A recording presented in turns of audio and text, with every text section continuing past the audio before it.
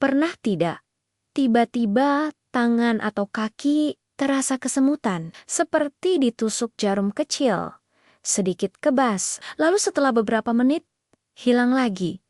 Banyak orang menganggap ini hal biasa, hanya salah posisi, duduk terlalu lama, atau mungkin kelelahan.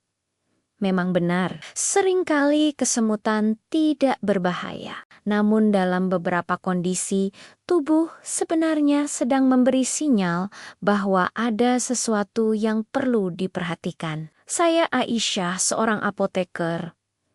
Dan di Bahas Sehat kali ini, kita akan membahas kesemutan yang datang dan pergi. Kapan itu normal dan kapan sebaiknya mulai waspada? Kesemutan dalam istilah medis sering disebut sebagai sensasi tingling atau parestesia. Sensasi ini biasanya muncul ketika saraf kita mengalami tekanan sementara. Contoh paling sederhana adalah saat kita duduk terlalu lama dengan posisi tertentu, aliran darah dan sinyal saraf sedikit terhambat. Ketika posisi diperbaiki, aliran kembali normal dan kesemutan perlahan menghilang. Karena itu, kesemutan sesekali setelah duduk lama atau menindih tangan saat tidur biasanya tidak perlu dikhawatirkan. Namun yang sering tidak disadari adalah frekuensi dan polanya. Jika kesemutan mulai sering muncul tanpa sebab yang jelas,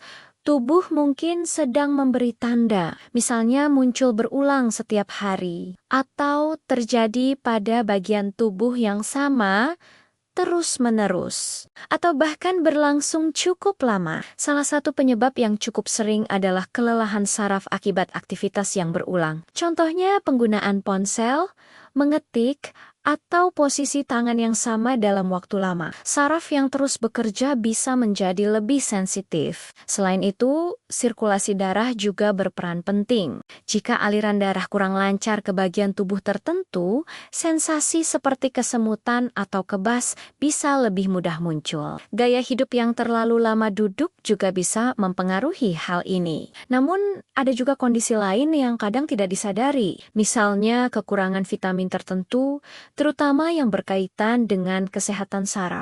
Tubuh membutuhkan nutrisi yang cukup agar sistem saraf dapat bekerja dengan baik. Ketika asupan tidak seimbang dalam jangka waktu lama, gejala ringan seperti kesemutan bisa mulai terasa. Kesemutan juga bisa berkaitan dengan kondisi kesehatan tertentu, terutama jika disertai gejala lain, misalnya rasa lemah pada tangan atau kaki, koordinasi yang terasa menurun, atau sensasi kebas yang tidak kunjung hilang. Jika kesemutan hanya sebentar lalu hilang setelah posisi diperbaiki, biasanya tidak masalah. Tetapi jika mulai sering muncul tanpa pemicu yang jelas, ada baiknya mulai memperhatikan tubuh lebih serius. Beberapa tanda yang sebaiknya tidak diabaikan antara lain kesemutan muncul sangat sering, terjadi pada satu sisi tubuh saja, berlangsung lama, atau disertai kelemahan otot. Tubuh sebenarnya sangat pintar memberi sinyal. Masalahnya, kita sering menunda memperhatikannya. Padahal, semakin cepat kita memahami perubahan pada tubuh, semakin baik pula langkah yang bisa diambil. Dalam kehidupan sehari-hari, ada beberapa kebiasaan sederhana yang bisa membantu menjaga kesehatan saraf. Pertama, hindari posisi tubuh yang sama terlalu lama. Cobalah bergerak atau melakukan peregangan setiap beberapa waktu. Kedua, perhatikan pola makan. Nutrisi yang cukup sangat penting untuk menjaga fungsi saraf tetap optimal. Ketiga, jaga aktivitas fisik. Pergerakan membantu menjaga sirkulasi darah tetap lancar. Dan yang tidak kalah penting, dengarkan tubuh Anda.